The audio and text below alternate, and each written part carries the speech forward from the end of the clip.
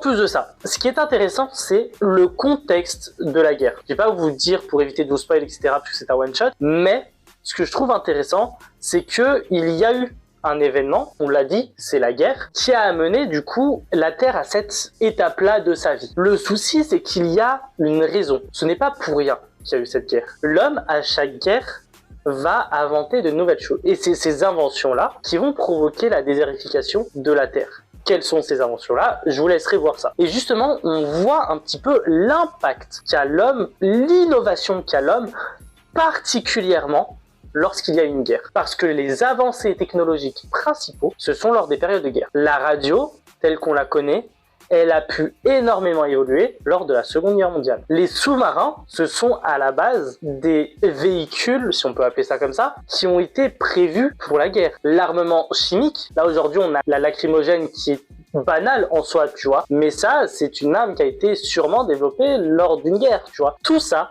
toutes les innovations technologiques, scientifique, c'est principalement dû à la guerre. Les appareils de communication, si aujourd'hui on a des téléphones aussi performants que celle-ci, c'est parce qu'on est passé par la radio et c'est parce qu'il y a eu la guerre qu'on est passé à la radio. C'est super intéressant et franchement, c'est l'une des raisons qui fait que le one-shot est l'un de mes one-shots préférés parce que vraiment ça parle de plein de choses, c'est super intéressant, c'est subtil et il y a énormément de références multiculturelles, encore une fois.